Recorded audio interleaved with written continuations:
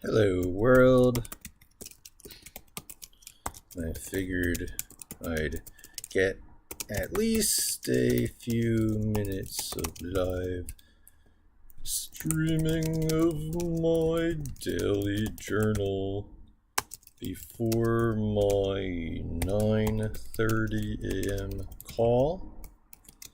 It's just a short call on exactly the same topics as where I left off. I didn't do much yesterday after the live stream because whatever. I was tired. Yeah, I was tired. But today I get clarity on the project and dive into it head first. I've got a deadline. It's somewhat self-imposed. But will help my employer if I make it. So I'm going to try and do it. And so it's a data project.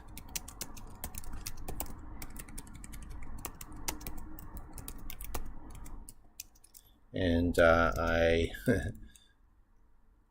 will enumerate. It's a word that's gotten into my head a lot because Python, and it knows exactly what I'm going to enumerate. I'm going to enumerate the data sources. It's not the data types that comes next. It's that I will discuss the tables that will be joined, right? Because it's always about joining tables. It's often about joining tables. Not always, but often it's about joining tables. And yeah, okay, so it's trying to complete it, but these are the main things. So I guess, I'll make some subpoints under the data sources. Anyone who's been following me for the last few days knows that the Moz links API is one of the data sources. And as of today, I might have you follow along the Moz Pro product. That's the $99 per month product. And then there's potentially the Moz Bar, which is a browser extension, right? I may use the Stat product, the Moz Stat SERP tracking product. High-end. That's a high-end product, and it's, I guess enterprise they call it, right? It's guessing that correctly. So then there's the potential of third-party SEO products like Moz competitors. I don't have to list them here. The AI knows what I'm talking about. But the purpose is to validate data, is to conduct tests and validate assumptions. Conduct tests and test assumptions. It's not necessarily to validate, because validation will be if the assumptions are true.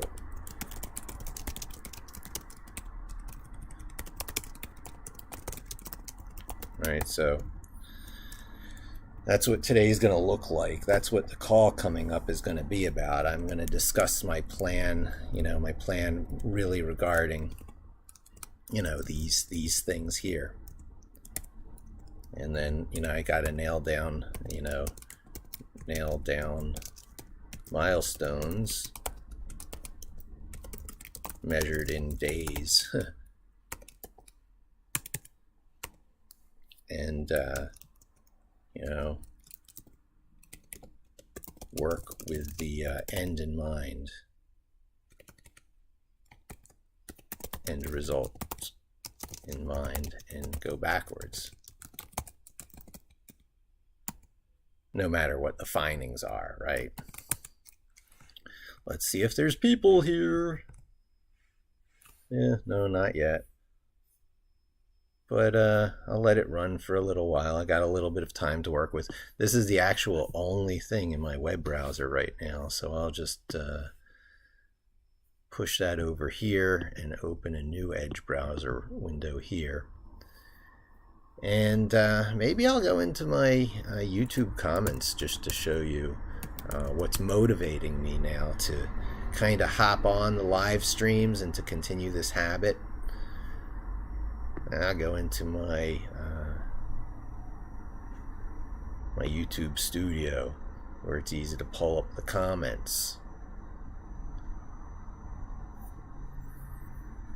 These are popped in. I think they can pop out. Can they? Yeah, that is what pops it out. So it's under the comments.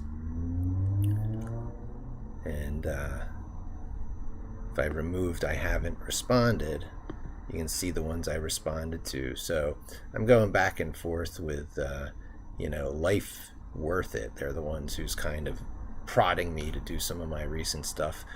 The praise on this particular video about getting the NVIDIA drivers on, you're updated on your system for OBS, Open Broadcast Studio, screen capture, never seems to never stop getting great comments. And then someone who said you should make more videos like this one, which is, you know, me responding to Life Worth It. And some, you know, this person, you by YouTube views, said that, and then Life Worth It followed up saying, yeah, he should. And then I said, okay, will do. So this, once again, is about commitment and consistency.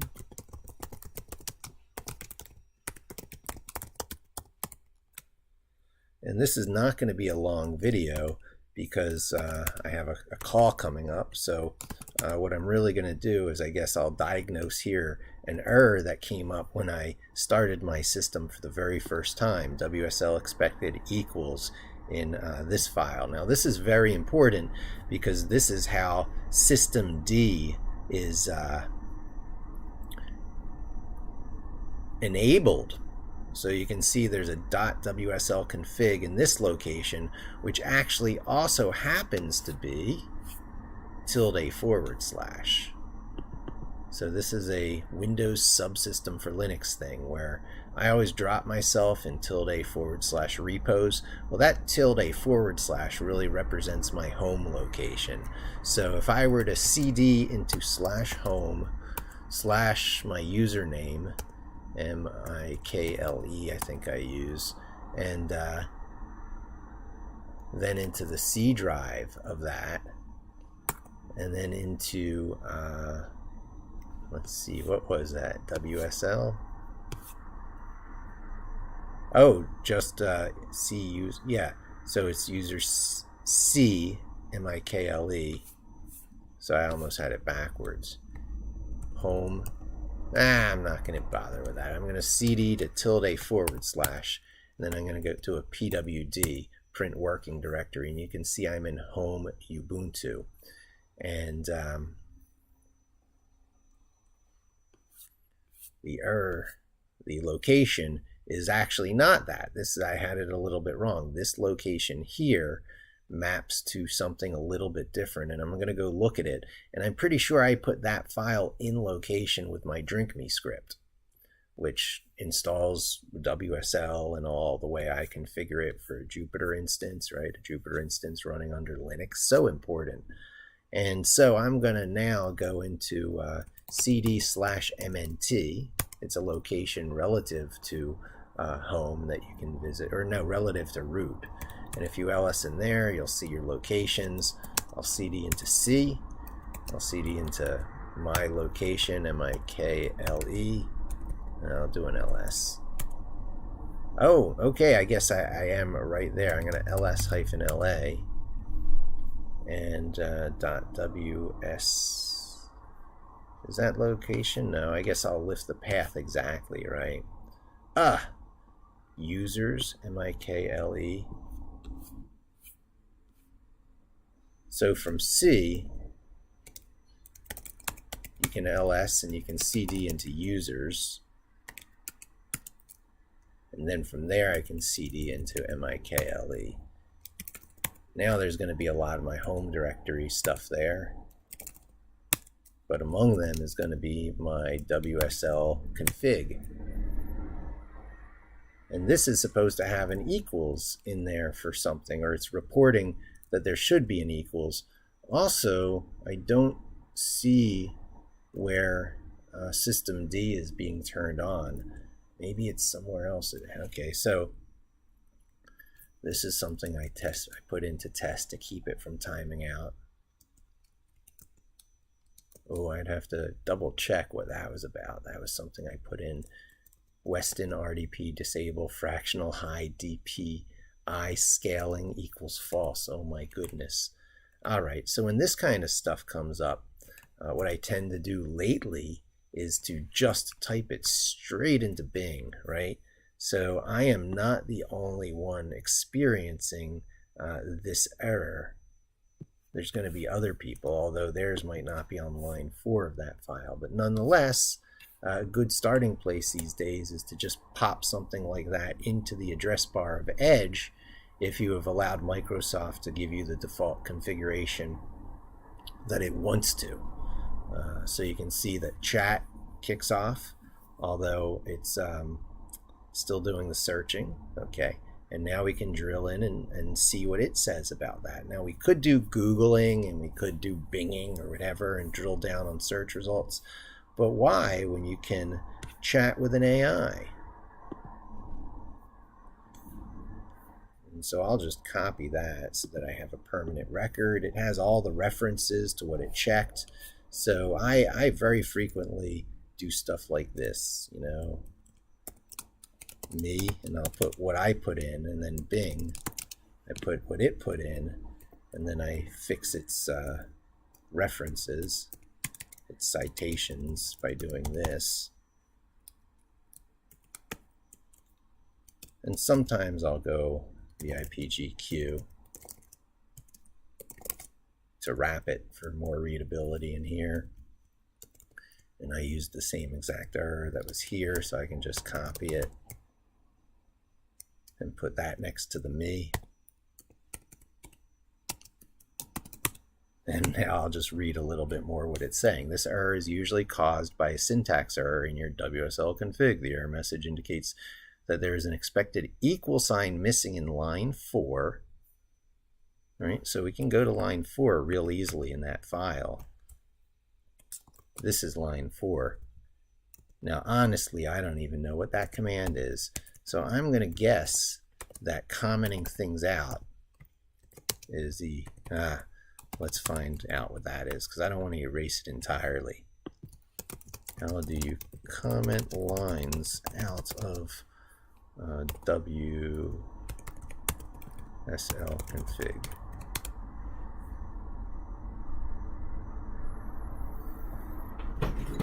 I have my coffee, because we're all mad here. I have my kitty, you can probably hear. What do you say, Lenny? Yeah? Yeah. I'll give you a pet. Good, Lenny. Yeah, it's the number sign character, like I had thought.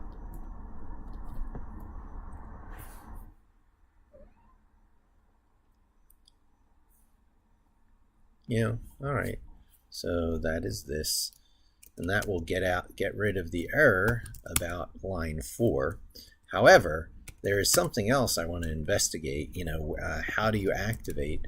Now, I know where I can look in my own work because I've done this, but how do you activate systemd under WSL2? So systemd is this wonderful way that you can run things in the background 24/7. It's the way servers are run on a Linux system. And Microsoft's way of running Linux on your Windows desktop has only just allowed activating that.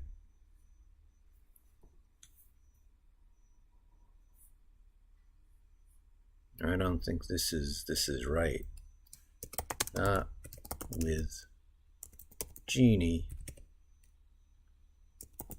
but with Microsoft's official way of doing it, released, I believe, October of 2022. So this was just near the end of last year. Microsoft announced that this was possible to do. You are correct. They have an official way. And you can see why I thought it was that other file I was editing. This is something in WSL conf. System D equals true. And we'll just go take a quick look at that. That's a lot easier than this one here, which was in this weird location. But if I go to CD home, and I believe it's in home, is that where it is? It's in ETC. So from home we can go to CD ETC. Actually, from anywhere we could have done that. And then whenever it's leading with whenever there's a leading slash, that means relative to the root of your whole system, not even your home. So you got two key places. You got ~/, which is a subdirectory. It's your home location. And then you've got just slash, which is relative to the root of the entire system, no matter who you are. So I'm going to be taking a look at wsl.conf.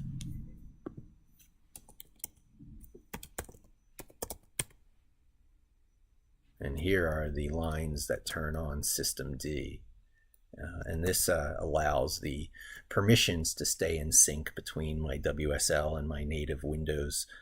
Except I don't even know if this is really needed because I'm running in privileged mode. WSL? No, that's an LXD thing perhaps. I need to double check, but I'm doing everything I can to make sure that the permissions on the files are the same between my Windows environment and my Linux environment. And this allows me to run things 24/7 in the background, which if you've ever seen me type from one of these Linux shells, the command that it's telling you here, right? It's so important. I say, this is how you get to Jupyter Lab, and then this is how you see Jupyter Lab is running, which is this other command, screen-ls. And there's Jupyter running. You can do screen-reattach to Jupyter. And there's Jupyter actually running. So that is the back ending for this over here. And this is where I'm going to get up to the next step in my projects, right? This is me connecting to the Moz Links API across every endpoint they make available or discuss in the documentation.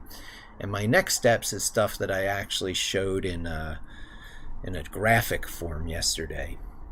I got to get better graphics for doing this permanently in my journal. The handwritten stuff is nice, but get Mermaid working for illustrations, for quick and dirty illustrations in your journal, in your journals. That's kind of what I'm talking about. Journals and blogs, right? Because I want these diagrams to end up out on the public as well. So just in case anyone is wondering, mermaid diagrams. It might even bring me to the online version of it. Yeah, this is the online version. So you can just make diagrams, and switch between different types of diagrams.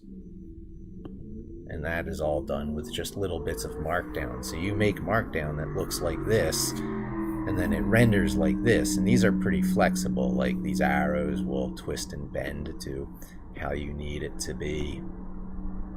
A lot of flowcharts. Here's ERD diagrams. I've got a lot of need for ERD diagrams, entity relationship diagrams that specify one-to-one, one-to-many, that kind of stuff. So yeah, mermaid stuff is coming up. I love it. Problem is it's JavaScript rendering, and I can't like pre-render it on the server, so I need to make sure the libraries are included, blah, blah, blah, blah. Is there anybody out there? Yeah, somebody's out there. Well, if you want to talk, oh, there you are, Life Worth It. Yeah, hey, good morning. Yeah, I'm your new podcast. Yeah. So you're inspiring me, life worth it. You're inspiring me to be sort of a Mr. Rogers, right? Do you know Mr. Rogers? I have about 5 minutes to finish up my talking before I before I really prepare for my call. Although I'm prepared for my call, doing the thought work that I just did is what I need to do. So that thought work is a few things. I'm killing a few birds with one stone. It's planning my project. Well, it's all planning my project, but it's about a data use case that is compelling, awesome, and kills a few birds with one stone. Terrible metaphor, but I'm going to use it because for lack of anything else right now. So I strive to be now sort of like a Mr. Rogers. Do you know Mr. Rogers?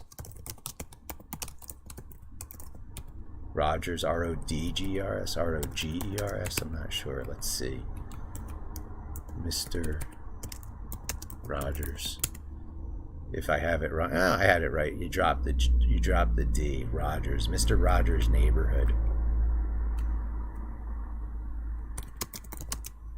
From the TV show. He was a minister. It doesn't matter that he was a minister. He was an inspiration.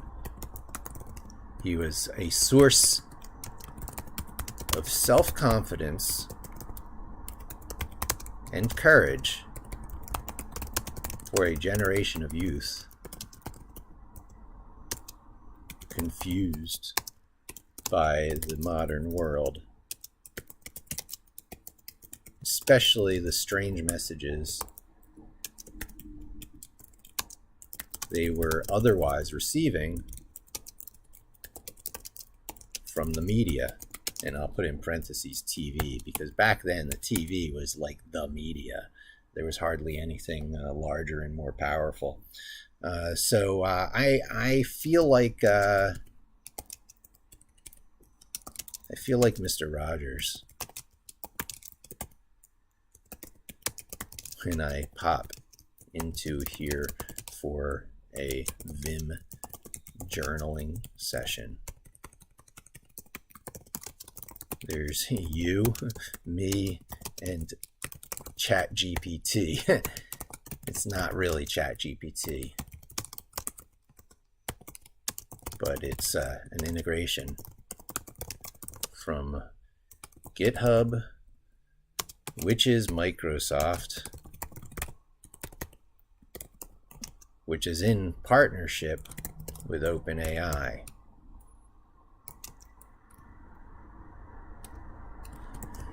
So it will suggest something for me to say. The world is going to be confused a bit like Mr. Rogers' children as we adapt to the new AI realities, right? That's kind of what I'm talking about. So I don't have much time left. With my 2 minutes left, I should get to a different area to do my work here. So I'm going to drop off there, and I'll see you all again real soon, okay? Let's just render this out. You can check it on my blog. It won't have a headline, but you can see this stuff published. Yeah, you know Mr. Rogers, and glad to know. Yeah, well, I'll check with you real soon, Life Worth It. You're driving me to do this a little more consistently. So I see you real soon.